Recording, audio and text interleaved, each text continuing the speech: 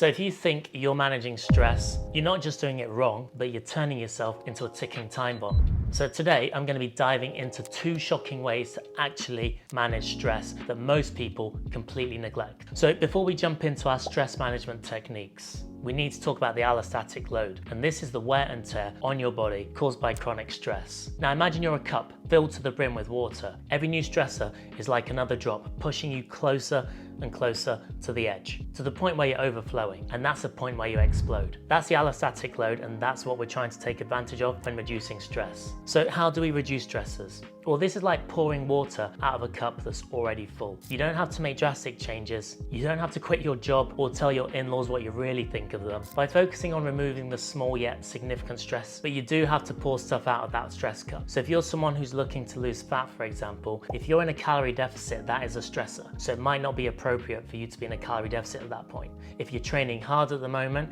it might not be appropriate for you to be doing multiple sets of certain exercise in the gym. So maybe you can reduce your training volume. These are just a couple of measures that you can take to pour stressors out of the cup. And by focusing on removing the small yet significant stressors in your life, you can make a huge difference. It's about reducing that allostatic load so that you're not on the edge of breaking. All right, so the second approach is all about changing how you see stress. So instead of pouring water out of the cup, why not just get a bigger cup? And this indeed is all about your perception. Mindfulness, cognitive restructuring, or simply shifting your mindset can make these stressors seem smaller, making your cup seem bigger. You're still dealing with the same issues, but they're not going to make your cup overflow, and you're not going to get to that breaking point. So whether you're pouring water out of the cup or getting a bigger cup, the point is to manage your allostatic load. And if you combine these techniques, you won't just survive, but you're going to thrive. So you've got 2 choices. Keep letting stress turn you into a ticking time bomb, or make the changes to diffuse it. And this can be a matter of you being unhealthy